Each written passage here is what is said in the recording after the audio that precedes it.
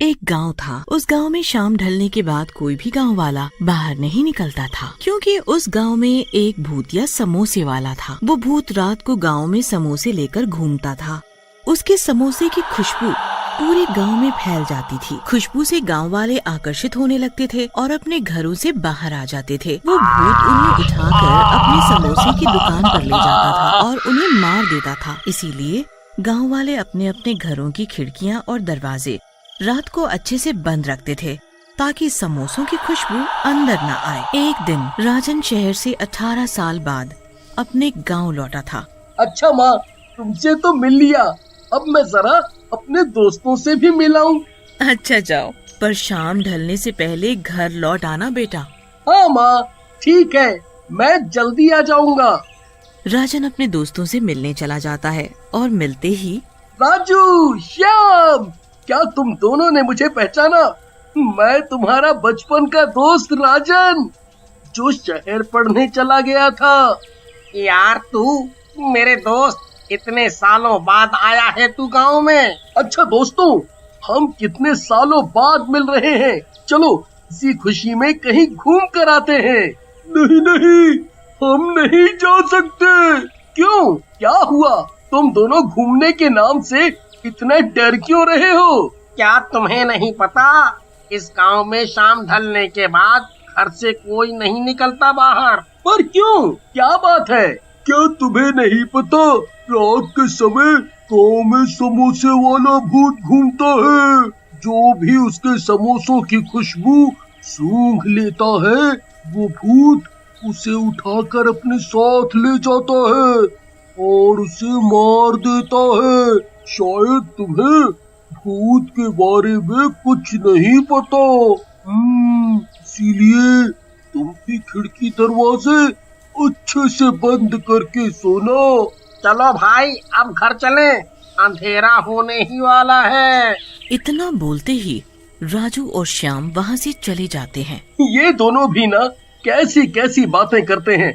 कोई भूत वूत नहीं होता। शायद ये दोनों मुझे डराना चाहते हैं। अगर कोई ऐसी बात है तो माँ से जाकर पूछता हूँ।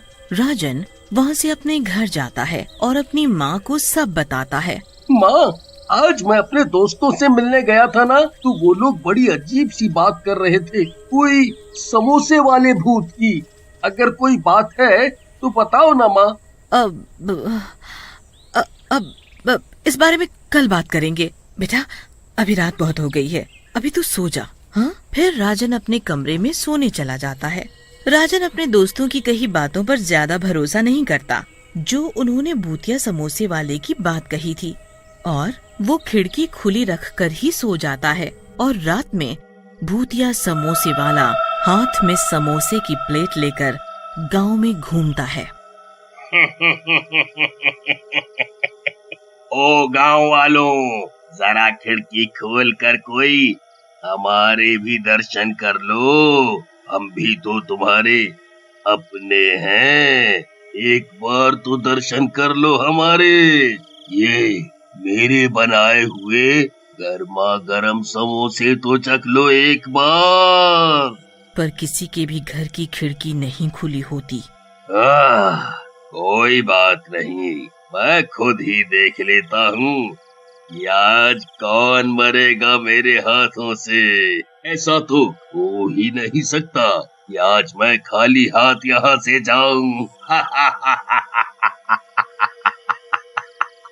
तभी भूत की नजर राजन की खिड़की की तरफ पड़ती है। फिर समोसों की खुशबू खिड़की से होते हुए कमरे में राजन तक पहुंच जाती है। समोसों की खुशबू पहुंचते ही राजन आकर्षित हो जाता है। क्या खुशबू है! ये खुशबू तो समोसों की है। खुशबू इतनी अच्छी है, खाने में तो और भी स्वाद हो गया, स्वाद। राजन खुशबू के साथ साथ बाहर आने लगता है, और राजन जैसे ही घर से बाहर आता है, वो समोसे वाला भूत उसे पकड़ लेता है और उसे अपनी समोसों की दुकान पर उठाकर ले जाता है। आज का शिकार मिल ही गया। ये सब देखकर राजन डर से थर थर कांपने लगता है और पसीना पसीना हो जाता है। मुझे मत मारो, मुझे जाने दो। मुझसे बहुत बड़ी गलती हो गई जो मैंने अपने दोस्तों की बात नहीं मानी और खिड़की खोलकर सो गया। मैं तुम्हारा सारा काम कर दूंगा, झाड़ू, पोछा, बर्तन, जो कराना चाहते हो करा लो, पर मुझे जाने दो, मुझे जाने दो। नहीं नहीं, बिल्कुल नहीं। अब कोई फायदा नहीं जब तक मैं पूरे गांव वालों को अपने इन हाथों से नहीं मार देता, तब तक मुझे चैन नहीं मिलेगा। राजन भूत के आगे बहुत गिड़गिड़ाता है, पर भूत के आगे उसकी एक नहीं चलती। जैसे ही वो अपने लंबे लंबे नाखून उसके सीने में घोंपने वाला होता है, तभी उस भूत को राजन के गले में पड़ा ताबीज दिख जाता है और भूत ताबीज देखकर चौंक जाता है। ये ताबीज तुम्हारे गले में कैसे आया?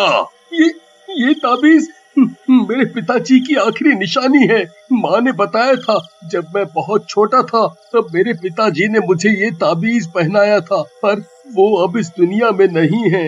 ये बात सुनते ही भूत की आंखों में आंसू आ जाते हैं। ये ताबीज मेरा है और मैं तुम्हारा पिता हूँ। मैं कुछ समझा नहीं। राजन को कुछ भी समझ नहीं आता। तब भूत पूरी बात बताता है कि कैसे वो भूत बना। बेटा, आज से बहुत साल पहले गांव में मेरी समोसे की दुकान हुआ करती थी। मेरे समोसों के चर्चे दूर दूर तक फैले हुए थे। एक दिन सरपंच के बेटे ने भी समोसों की दुकान मेरी दुकान के बिल्कुल सामने खोल ली, पर उसके बनाए समोसे स्वादिष्ट नहीं थे और बासी भी बहुत थे। इस वजह से सभी उसके बनाए समोसे नहीं खरीदते थे। मेरे बनाए समोसे ताजा और स्वादिष्ट होते थे और उसकी खुशबू से ही लोग अपने आप मेरी दुकान पर खींचे चले आते थे और कई समोसे खा जाते थे और तो और अपने घर के लिए भी रखवा कर ले जाते थे। इस वजह से सरपंच का लड़का मुझसे बहुत चिढ़ता था। एक दिन उसने मुझे रास्ते से हटाने की योजना बनाई और चुपचाप मेरी दुकान में आग लगा दी और दुकान के साथ मुझे भी जलाकर मार दिया और मैं भूत बन गया। अब जब तक मैं उसे मार नहीं देता मेरी आत्मा को शांति नहीं मिलेगी। पिताजी, अगर आपकी मौत सरपंच के बेटे की वजह से हुई है तो आप गांव वालों को क्यों मार रहे हो? बेटा, जब मेरी दुकान में आग लगी थी तब किसी ने भी मेरी मदद नहीं की। सभी खड़े खड़े देख रहे थे बस, इसलिए मैं इन सबको मार दूंगा। पर मैं अभी तक सरपंच के बेटे को मारकर अपना बदला नहीं ले पाया, क्योंकि वो अपने घर को हमेशा बंद रखता है, कभी भी बाहर नहीं आता। पिताजी, मैं इसमें आपकी मदद कर सकता हूँ, पर आप मुझसे वादा करो कि आप गांव वालों को नहीं मारेंगे।